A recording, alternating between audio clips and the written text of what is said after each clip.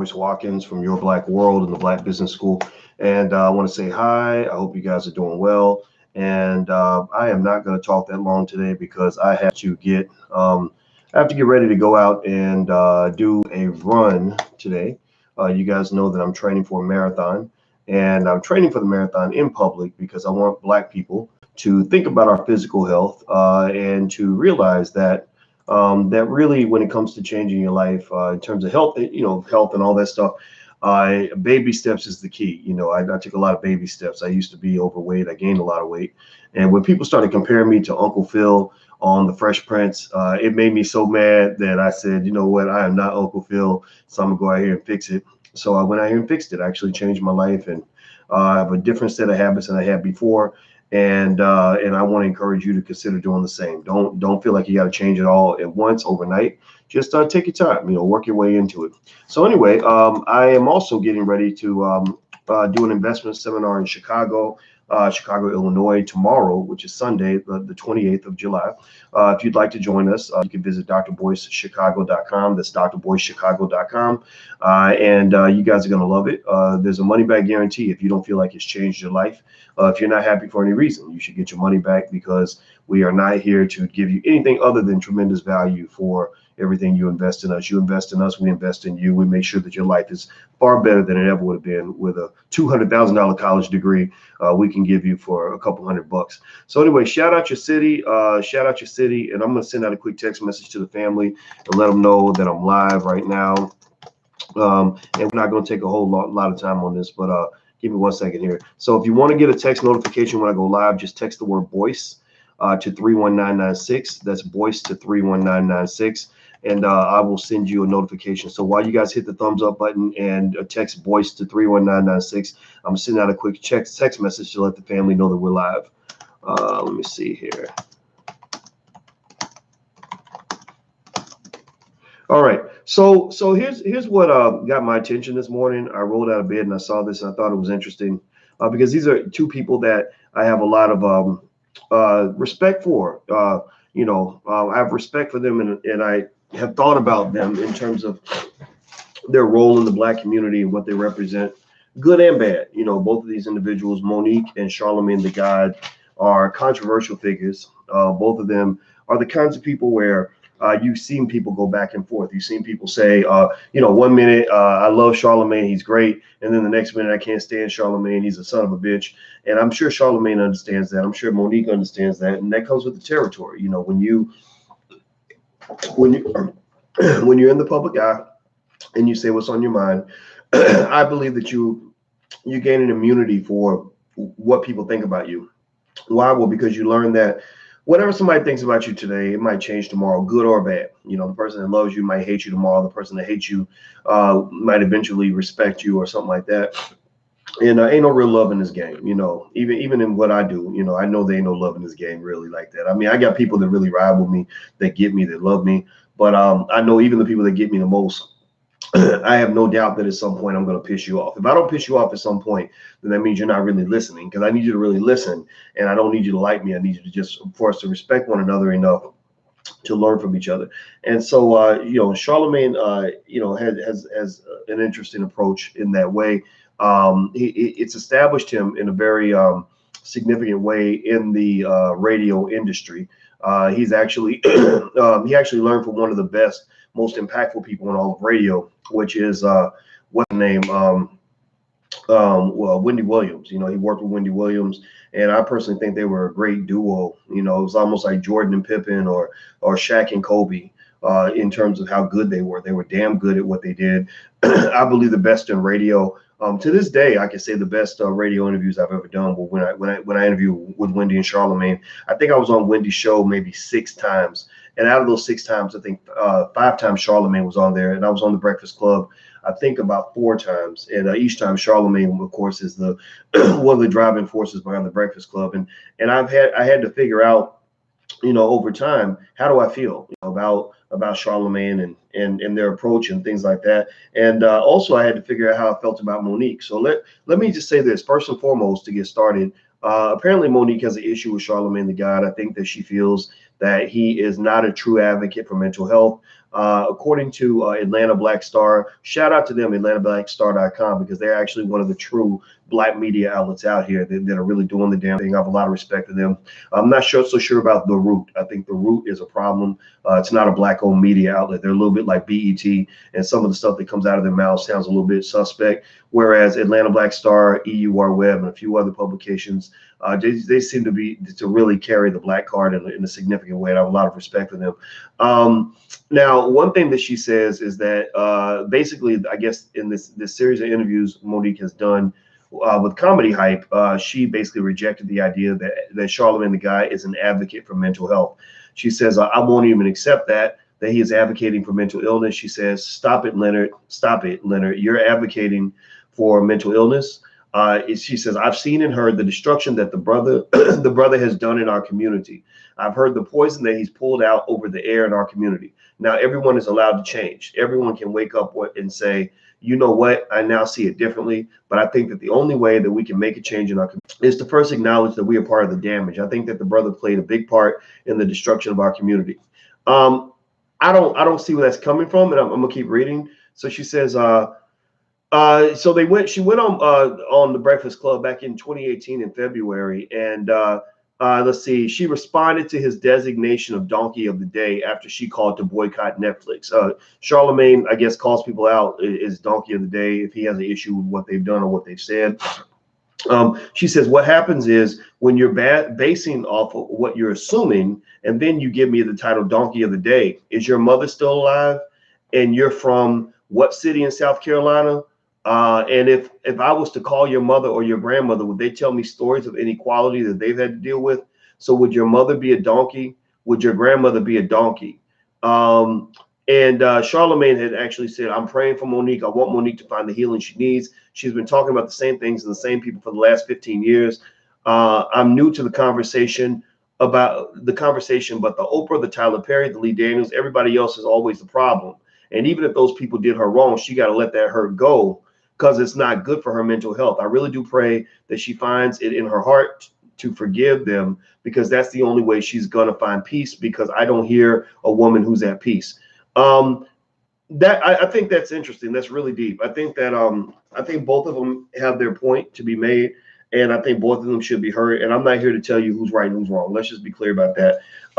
What I will do is you guys know how we do on Dr. Boyce TV. This is the home for intelligent Black people. So I'll do an analysis. Hopefully it's half intelligent. Hopefully it's half intelligent. You know, I'm a professor, but sometimes I say ignorant things. But I'm gonna try to not be ignorant. I'm gonna be the anti-ignoramus today and try my best to break it down in a way that helps to understand and to see, what's going on here. Okay, first and foremost, I think Monique. My opinion on Monique, my perception of Monique has shifted. When she tried to boycott Netflix, I thought that was a little weird. I thought that, first of all, I didn't think it was going to work. Second of all, I saw clear economic dynamics in terms of why she wasn't getting paid when all these big name comedians were getting paid. Honestly, I thought that she was tripping. And I still kind of feel like it was a little bit presumptuous to assume you're going to get Amy Schumer money or Chris Rock money or Dave Chappelle money. It didn't add up to me because I did not see any evidence to state that Monique deserved money at that level. I think that she, by going out and asking the Black community to boycott Netflix on behalf of her and her situation, I felt like that was a lie. I felt like that was a push too far. I didn't think people were going to pay attention to that. I respect the idea of being ambitious in your objectives, but I think you need a good reason to cancel Netflix. Not to say though that we shouldn't support Black-owned streaming services now. By the way, BET is not a Black-owned streaming service. They've got a streaming service, but remember, they're owned by white folks. They just got white folks that put Black faces in front of you that make you think you're watching Black-owned television. It's not Black-owned. Let's just make sure we're clear. It doesn't mean you can't watch BET. It just means notice that when you watch BET, that's like watching Disney, right? Disney, BET, good networks, good content, but they're not Black. There's other black-owned networks out there that are quality. I think it was Urban something Urban Television. I forget what it is. That's black-owned. I subscribe to that. I don't even watch anything on there, but I give them money every month just because I want to see them do well. There's other smaller services. I know Rick Mathis, who made the movie Black Friday, an excellent filmmaker. I'm actually partnering with him on a project called We Young Moneymakers. And if you go to weyoungmoneymakers.com, you could check that out. It's about young black children who know how to build wealth, know how to make money, know how to start businesses. It's weyoungmoneymakers.com. Feel free to check it out. You got filmmakers like that. Mark Harris, my homeboy Mark Harris, he's doing great work, excellent guy. Dorian Chandler did the Black Love Blueprint, theblackloveblueprint.com. You've heard me talk about that. Tariq Nasheed's got Hidden Colors. There's just so many black filmmakers out here, so many black people creating great content, so many black people creating cartoon characters, comics, just everything you want for your children, your family, your Quayle TV. There's so many black-owned networks out here that you can support. I'm not going to tell you to boycott Netflix. I'm just going to say stop boycotting black people.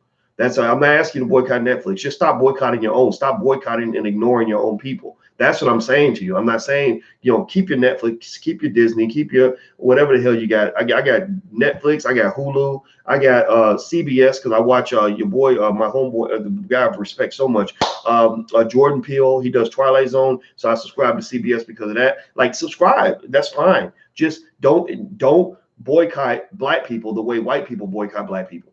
They get mad at you when you say, well, I don't want to support that white-owned network. That's racist. You shouldn't say that. Well, y'all ain't never been supporting nothing black. Y'all don't never want to put no money in black people's pockets and the black businesses.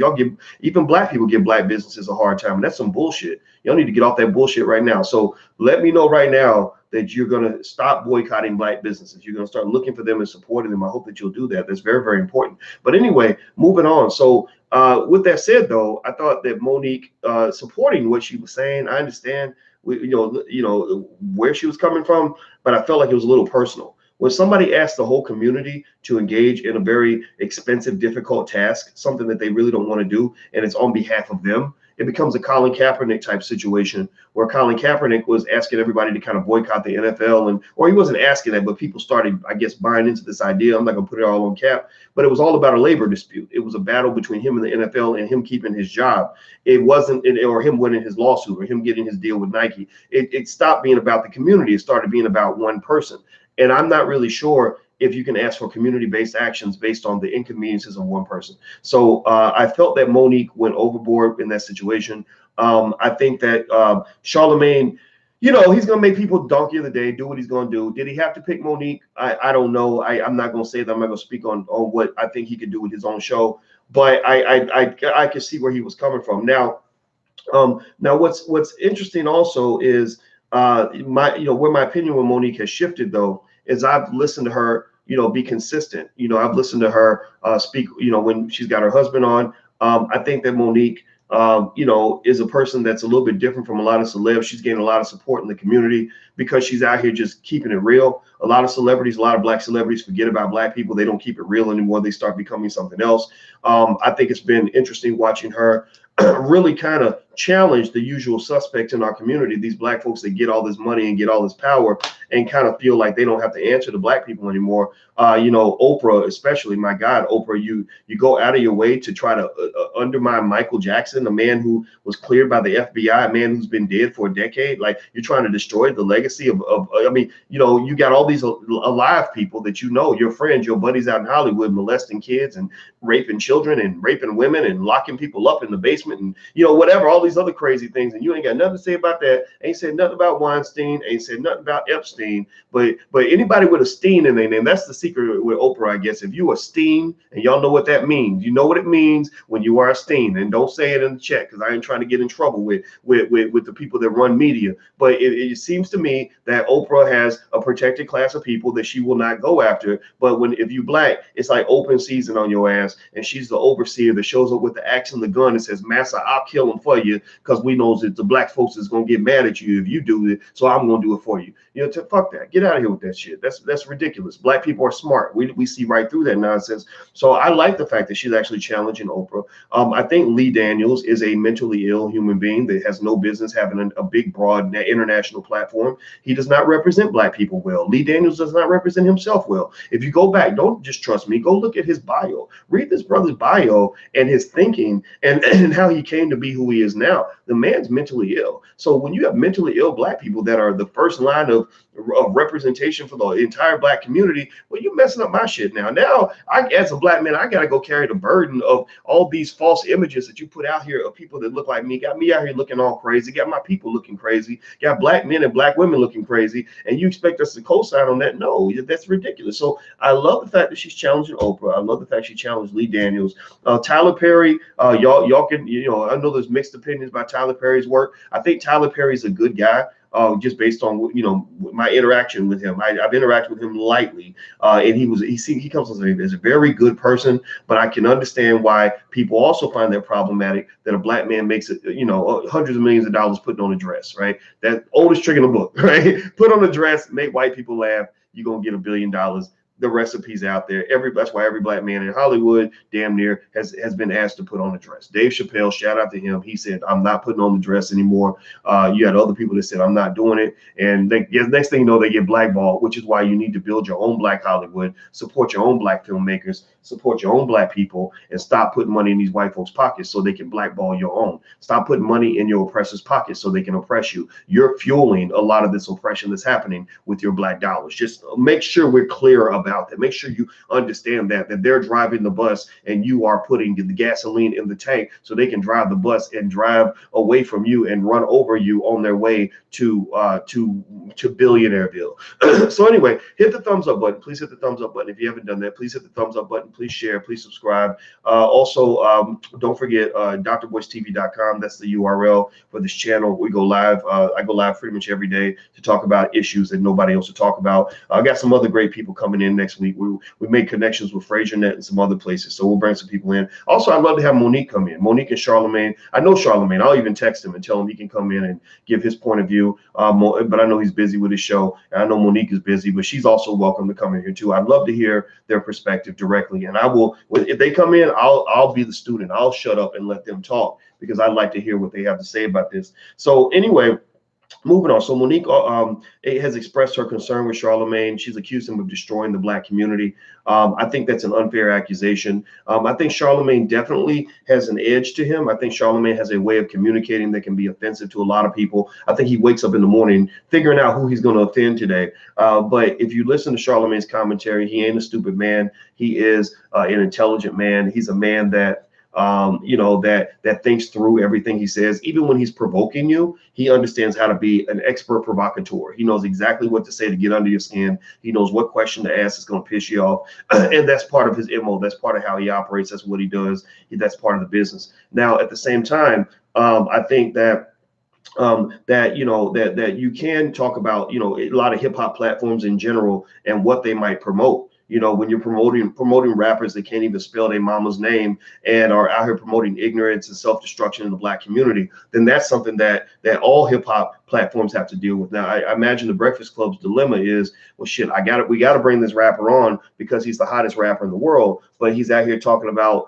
killing black people, throwing away black wealth, passing around STDs to the black community and getting, young kids hooked on drugs. But we got to have him on because he's hot and he's popping and we got to connect to the people. Well, the problem is that the people you're serving are sick. So sometimes you end up serving more mental illness to the black community because the black community is mentally ill, right? You start serving this the sickness of a destructive, toxic hip hop because you know that that's what people like. That we've gained a taste for our own genocide. We have an appetite for that. We're like an alcoholic who cannot get through the day unless he puts poison in his body, or a heroin addict who starts shaking and sweating and is damn near dying because he can't get that needle in his arm, right? And so some people will be like, well, let's just give him the needle because that's what he's asking for. But really, at the end of the day, I think all of us have to think about, how all this media has played a part in making us who we are, right? Making us the sick people that we've become. Now, I don't have a lot of time. We're about to do marathon training. She got me running 12 miles a day, and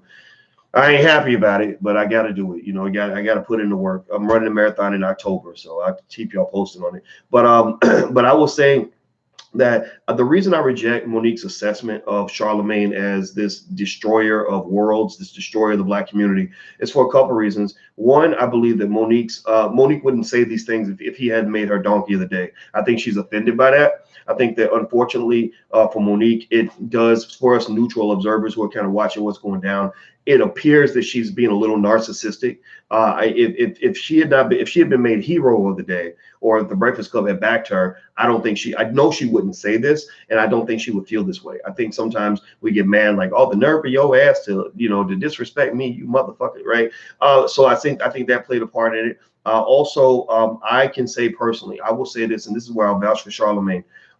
You've seen certain people on that show that don't get on to most urban radio shows. Like you've seen, you've seen financial experts on that show that don't get on urban radio shows, because most urban radio networks want Black people to be as ignorant as fucking possible. They want us to be as dumb as possible so that we will keep doing dumb things and keep putting dumb money into the pockets of dumb white people who want us to be dumber than them. Right. So he will bring financial experts on the show, mental health experts on the show. He's brought in presidential candidates and challenged them in a way that they've never been challenged before. He's represented that. He's been the front line of that. I can say Charlamagne texted me and said, what do you think should be the Black agenda? What do you think we should ask for in reparations? I sent him a very long text message. And next thing I know, he's asking these questions to Kamala Harris and Kamala and all these other people that are coming through. I said, I respect that tremendously. I think that that's a contribution to the community. You've seen Tariq Nasheed on that show. I remember specifically Tariq texted me and saying, can you connect me with Charlamagne? And I said, sure. Here's his people. Sure, good luck. Right. And next thing I know, he's on the show promoting Hidden Colors, which is part of the new Black Hollywood. I have you've seen Louis Farrakhan on the show. I remember when the Minister's people were trying to connect with people at the Breakfast Club, and I don't have that kind of sway in the world. I mean, I have some pull on certain things, but I'm not anybody's big boss or nothing. But I was like, absolutely, I think Farrakhan would be excellent to come on the platform, and he brought Farrakhan on there. If you don't think that there would be consequences and a backlash for bringing somebody like as impactful as Louis Farrakhan on your network, then you out of your motherfucking mind. Arsenio had Farrakhan on 20-some years ago, and y'all saw what they did to Arsenio. Boom, no more Arsenio, right? You know who controls media, right? The Steens, right? The Steen family, right? Epstein, Weinstein, the other Steens, right? They control this, so they don't want people like Farrakhan on there. So the fact that he had the courage to do that, I think that that's cool. I think that that's fine. I'm not saying it makes him a saint or makes him perfect. I'm just saying that if you're going to look at people, what I encourage you to do is try not to look at things in black and white. Everybody wants you to see things in black and white. Either this person is good or they're evil. They're 100% great, 100% or 100% terrible, right? Or they're a wonderful person, or they're a terrible, they're racist or whatever. I don't get into that. I look at what's there. Even with people like a Donald Trump, I look at what's there. I don't really get caught up in all the hyperbole, because I'm like, wait a minute, you ever trying to convince me that he's a complete racist now? But 7 years ago, all these rappers are shouting him out in their songs. I don't get that. I don't think that way. I can't think with one brain cell. I have to use them all, right? So I encourage you to understand that most people in media, most people on public platforms, including myself, we're shades of gray. There's things you're gonna love, things you're gonna hate, days you're gonna be happy, days you're not gonna be happy. And what you got to do is learn how to chew the meat and spit out the fat. Take what you value and throw out what you don't. So with Breakfast Club, I'm gonna tell you the truth. This is my honest assessment on Breakfast Club as a person who's been on the show a few times and met some interesting people while I was there. Have a lot of respect for the host. I love it when they're doing things that make sense, that are productive and intelligent. But when they got ignorant shit in there, I just turn it off. I'm like, okay, they're doing ignorant shit today because they have to maintain their ignorant base.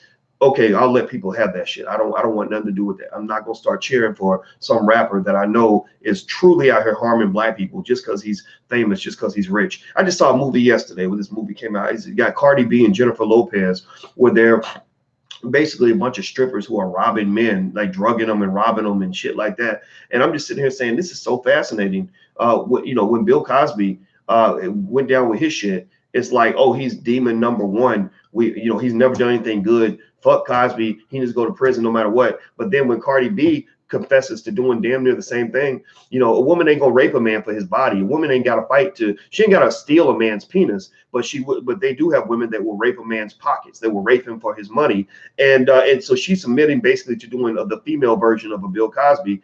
Everybody thinks that's okay. They're making a movie about it to try to make it lighthearted, like it's okay. No, it's not okay, because you can't. You know, I can't imagine them having made that same movie with black men, with a bunch of black men who said, we're gonna go find some bad women who are bad people, and we're gonna go drug them and rape them, right?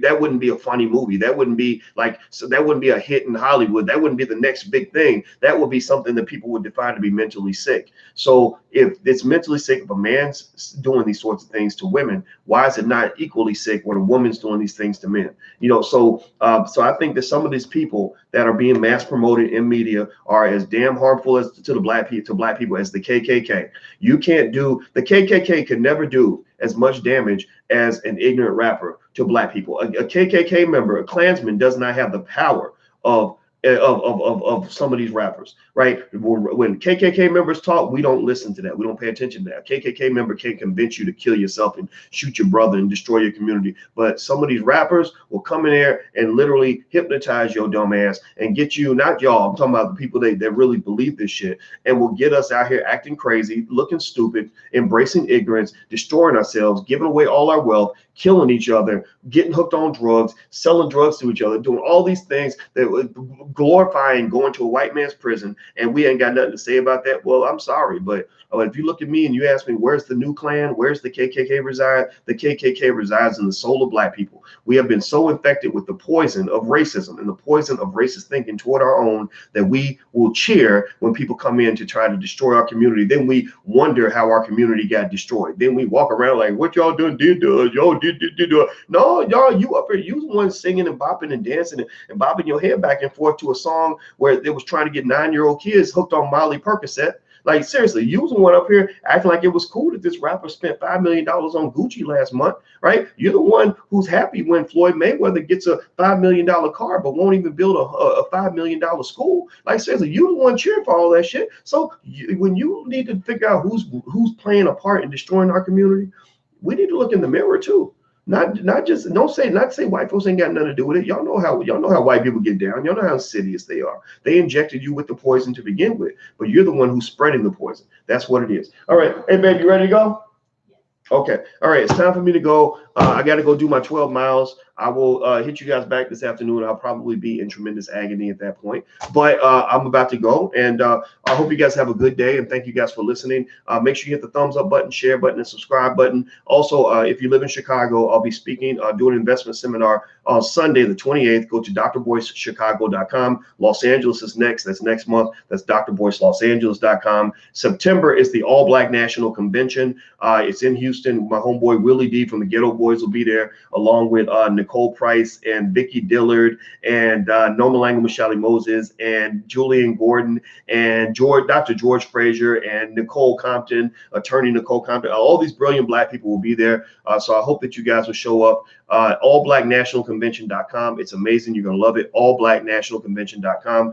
Last but not least, if you want to learn to buy your first share of stock, I told you guys I want you guys to all become stock investors because that's the key to wealth. Go to blackmoney100.com. Just sign up there at blackmoney100, blackmoney100.com. And there's a free training on how to buy your first share of stock. We're going to get 1 million black people invested in the stock market by the end of 2020. That's our goal. And if we don't get it done by the end of 2020, then we'll just change the deadline. We'll go to the end of 2021. But that's what we're going to do. We're going to get 1 million black people invested in the stock market. That's going to give you trillions of dollars in reparations. And black people are the ones who are going to give ourselves reparations. White folks ain't going to do shit. They might do a little bit, but they're not going to do what they need to do. So we need to do what we need to do. That's how I feel. That's what I believe. That's where we stand. That's what we do. All right. So take care, guys. Thank you for hanging out. I'll see you soon. I'll let you know how this 12 miles goes. I'll see you later. Peace.